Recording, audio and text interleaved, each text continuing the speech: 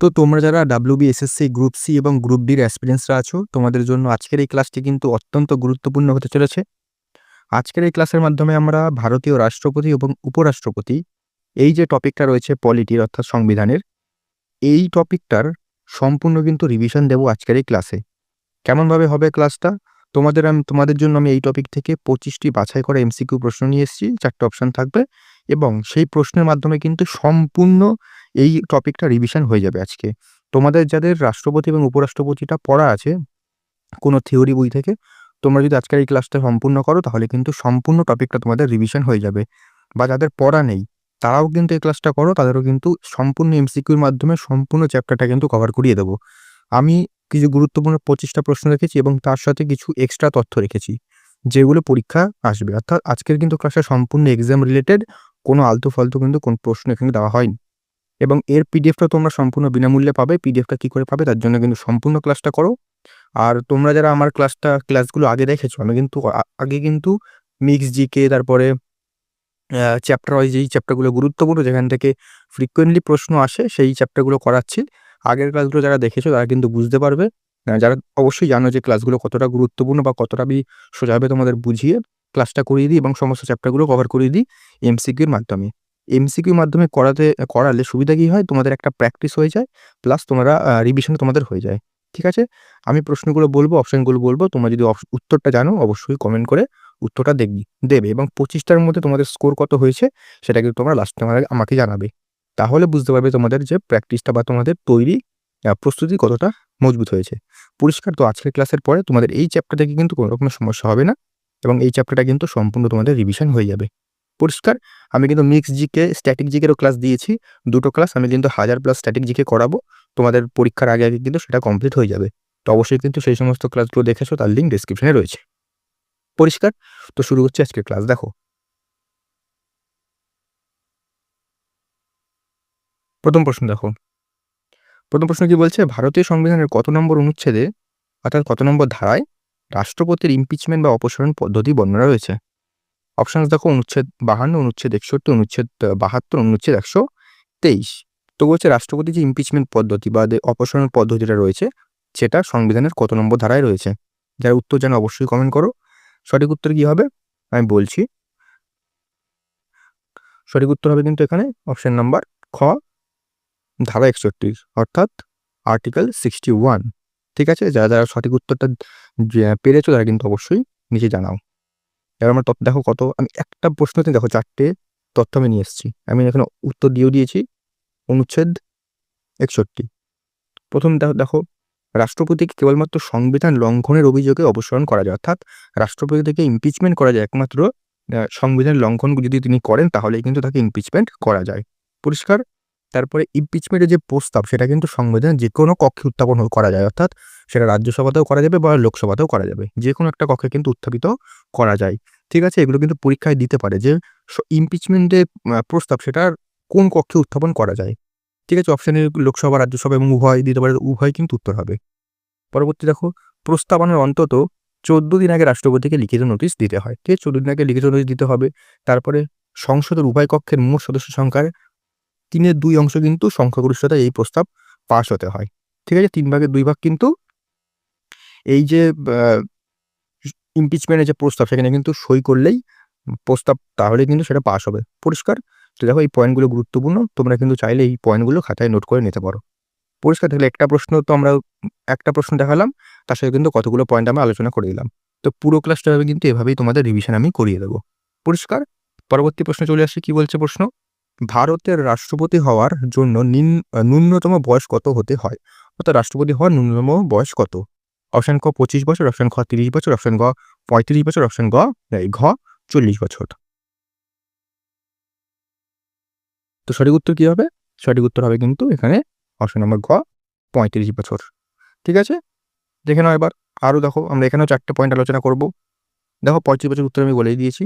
দেখো, সংবিধানের 58 নম্বর অনুচ্ছেদে রাষ্ট্রপতির যোগ্যতার কথা বলা হয়েছে, অর্থাৎ রাষ্ট্রপতির যে কোয়ালিফিকেশন, কত যোগ্যতা লাগবে সেই যোগ্যতা কিন্তু তোমাদের 58 নম্বর ধারায় রয়েছে।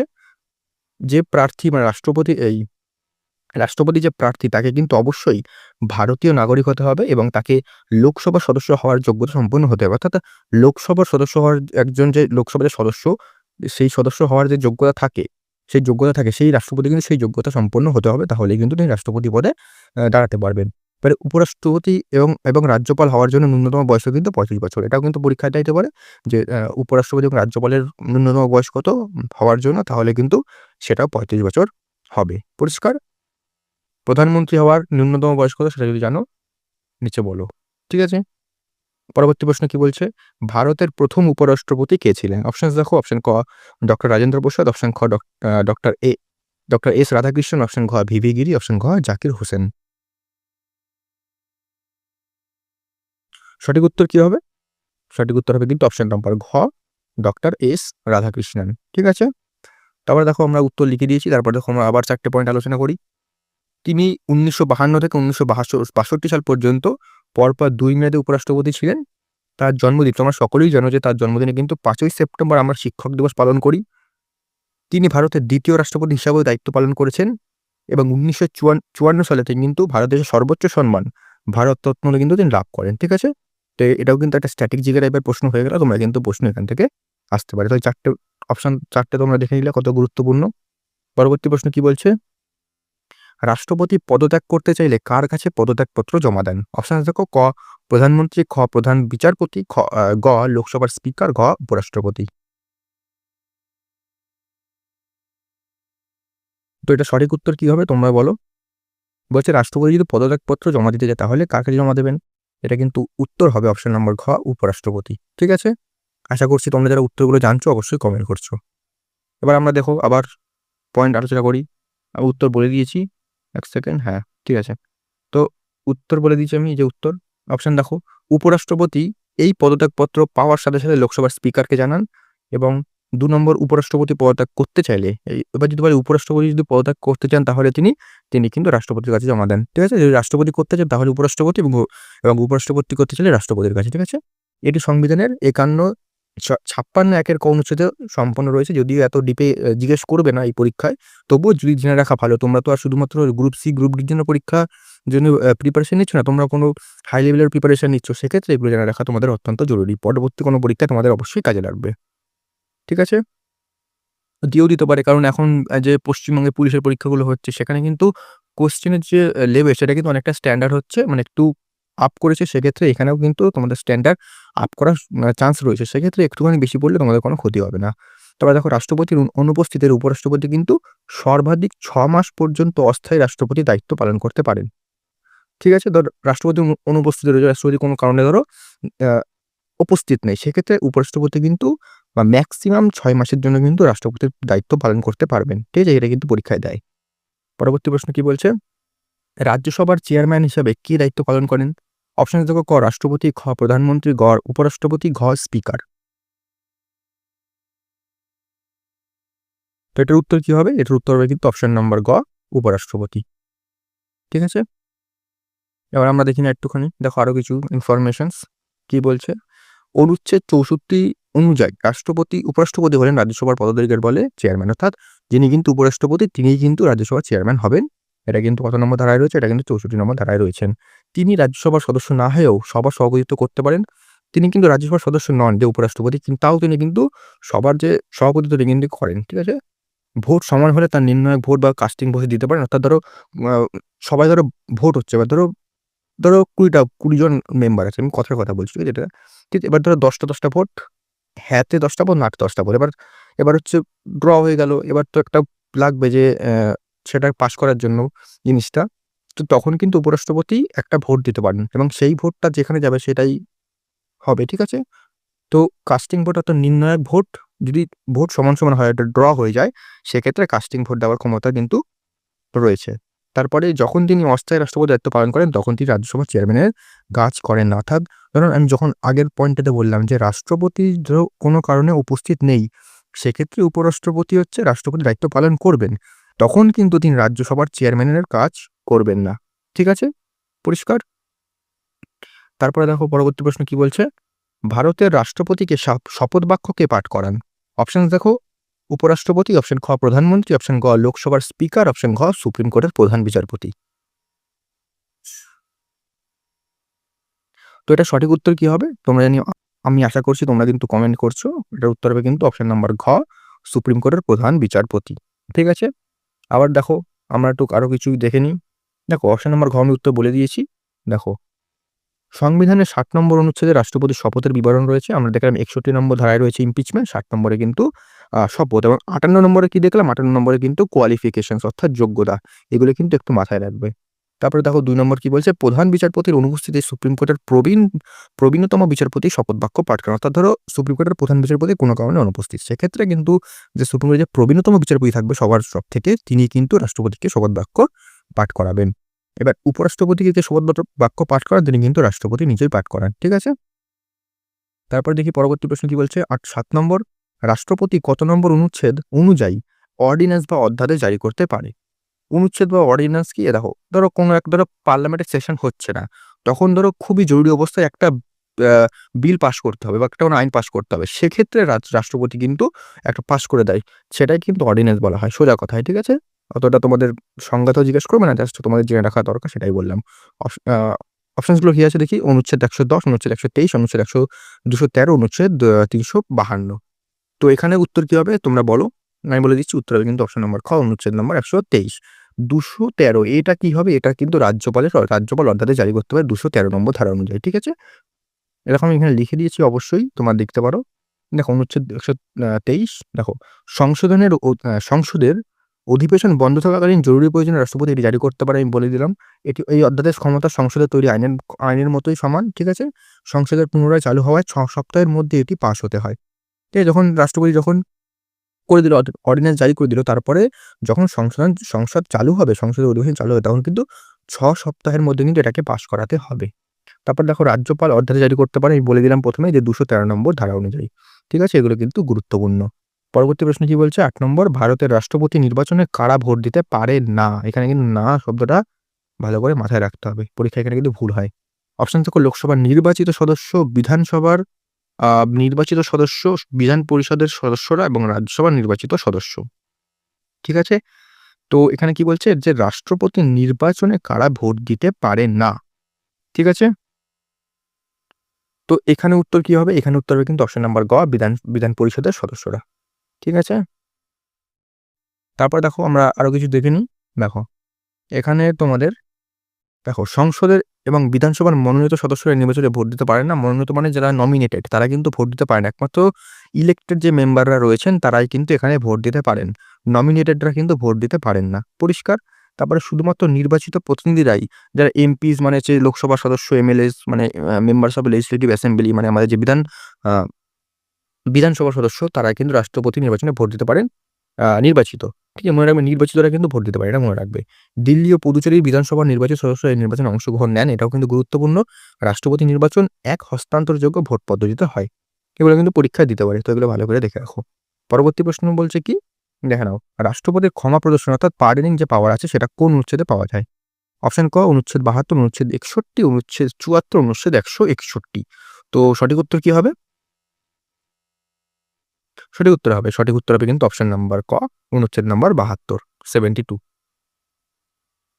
আমরা দেখিনি একটুখানি, দেখো 72 এটা বলেই দিলাম, রাষ্ট্রপতি কোনো দণ্ডিত ব্যক্তির সাজা মকুব, স্থগিত বা হ্রাস করতে পারে। মানে কোনো ব্যক্তি ধরো অ্যাকিউজ রয়েছে, সাজা পাবে, তার কিন্তু সাজা পুরো বন্ধ করতে পারে, বা সাজা যে মান সেটা কমাতে পারে, স্থগিত করতে পারে। ঠিক আছে, কিন্তু তিনি মৃত্যুদণ্ড কিন্তু আসামিকে ক্ষমা করতে পারেন। কেউ ধরো মৃত্যুদণ্ড কাউকে দেওয়া হয়েছে, তিনি কিন্তু তাকেও ক্ষমা করতে পারেন।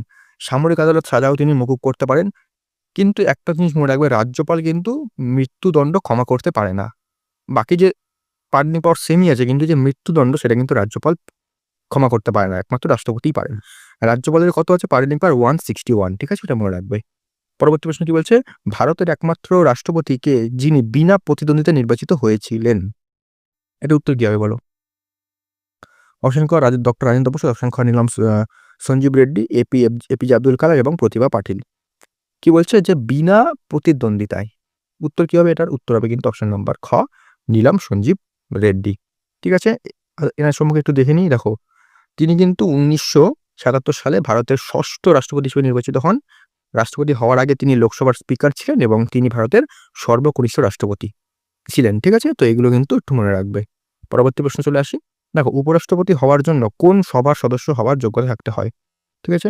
অপশন ক লোকসভা, অপশন গ রাজ্যসভা, অপশন গ বিধানসভা, অপশন খ কোনটিই নয়। তো এখানে কি বলছি যে উপরাষ্ট্রপতি হওয়ার জন্য কোন সভার সদস্য হওয়া প্রয়োজন? তো এখানে রাষ্ট্রপতি যেটা বললাম, এখানে কিন্তু লোকসভা উত্তর হবে। ঠিক আছে? ঠিক আছে? এখানে সরি। উপরাষ্ট্রপতি, তাই তো? উপরাষ্ট্রপতি, রাজ্যসভা। তো এখানে উত্তরটা কিন্তু রাজ্যসভা হবে। ঠিক আছে?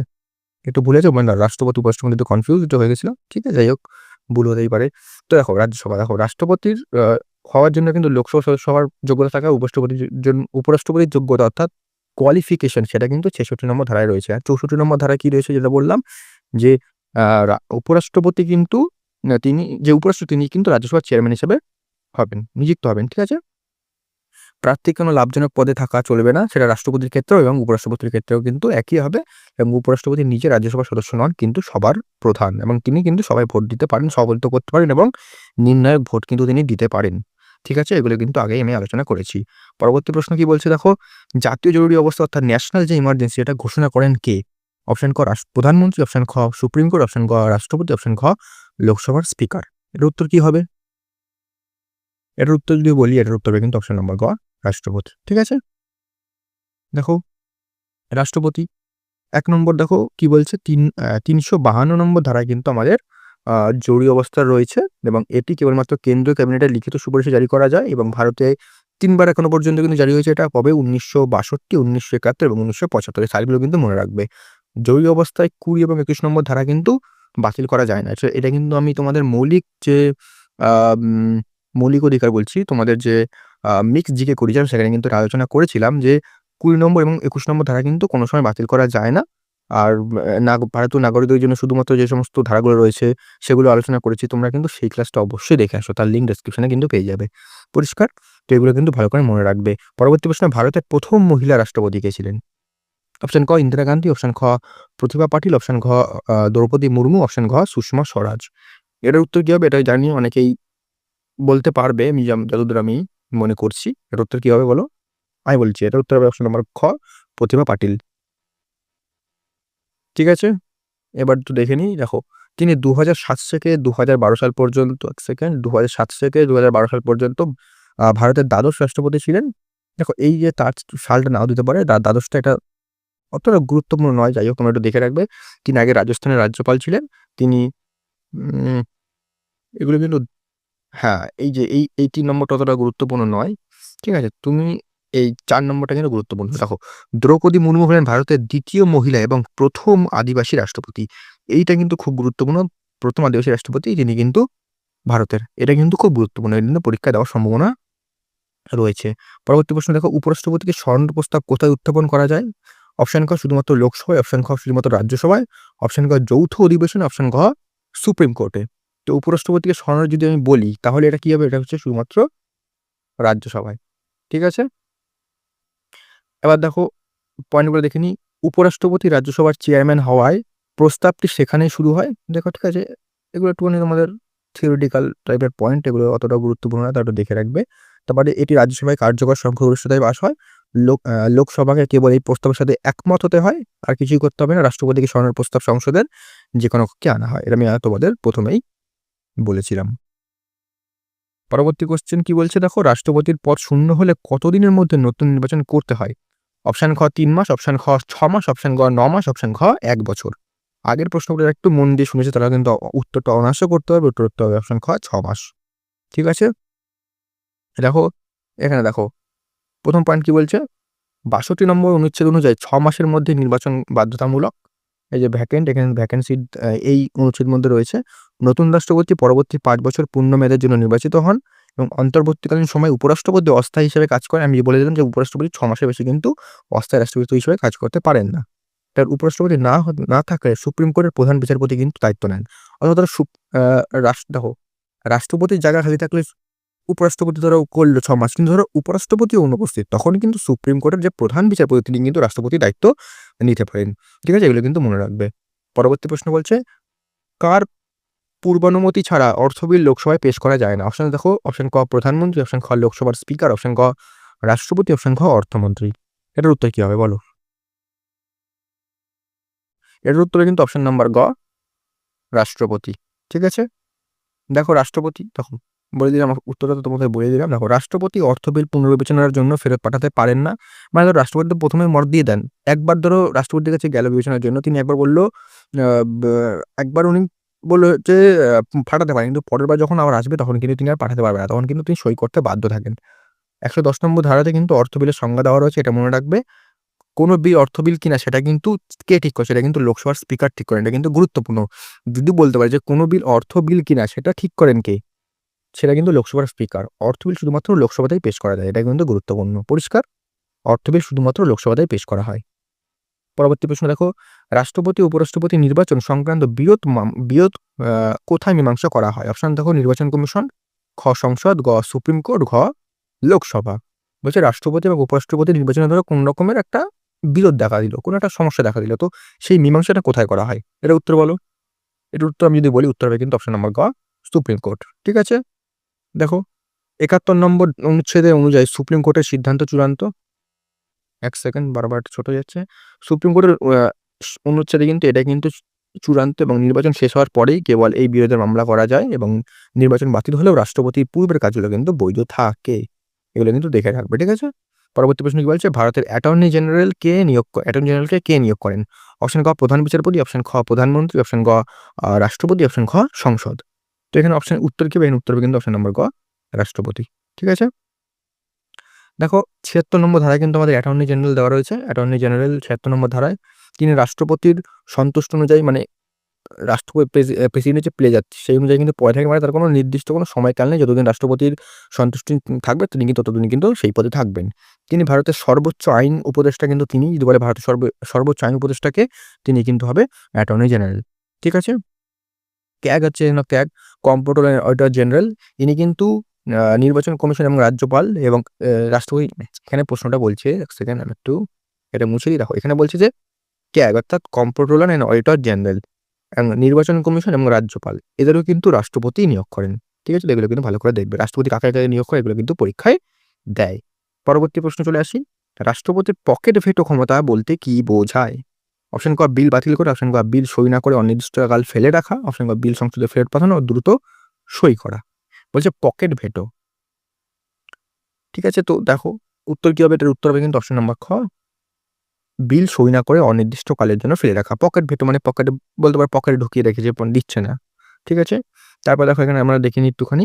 দেখো এক সেকেন্ড, পেনটা, হ্যাঁ, ভারতের সংসদে রাষ্ট্রপতি সই করার কোনো সময়সীমা নেই।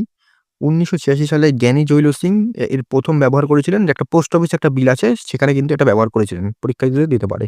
মার্কিন রাষ্ট্রপতির ক্ষেত্রে এই সময়সীমা মাত্র 10 দিন, এবং সংবিধান সংশোধনী বিলে রাষ্ট্রপতি ভেটো ক্ষমতা ব্যবহার করতে পারেন না। এটা কিন্তু খুব গুরুত্বপূর্ণ একটা পয়েন্ট, যে বলে কোন বিলে কিন্তু রাষ্ট্রপতি ভেটো ক্ষমতা প্রয়োগ করতে পারেন না, এটা কিন্তু হবে সংবিধান সংশোধনী বিল। ঠিক আছে, তারপরে চলেছি পরবর্তী 20 নম্বর, ভারতে কত প্রকার জরুরি অবস্থা জারি করা যায়?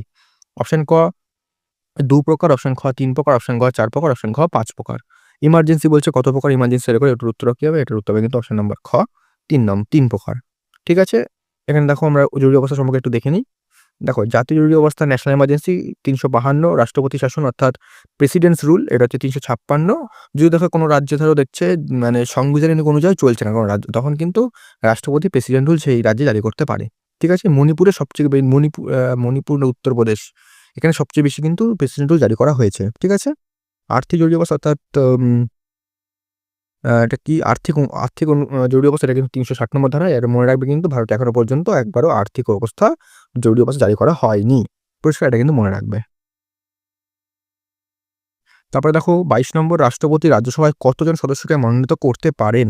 অপশন ক 2 জন, অপশন খ 10 জন, অপশন গ 12 জন, অপশন ঘ 15 জন। বলছে রাজ্যসভায় কতজনকে মনোনীত করতে পারেন, অর্থাৎ নমিনেট করতে পারেন।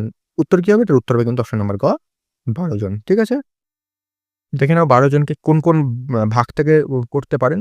দেখো রাজ্যসভায় যেহেতু 250 জন মেম্বার, 250টা সিট, যদি এখন বর্তমানে 245টা, তো সেক্ষেত্রে 238টা তো ভোটের মাধ্যমে হয়, ইনডাইরেক্ট ভোট হয়, এবং আ বাকি ১২ জন কিন্তু রাষ্ট্রপতি নমিনেট করে এবং বিভিন্ন শাখা থেকে কি শাখা থেকে সাহিত্য, বিজ্ঞান, কলা ও সমাজসেবায় দক্ষ ব্যক্তিদের কিন্তু মনোনীত করা হয়।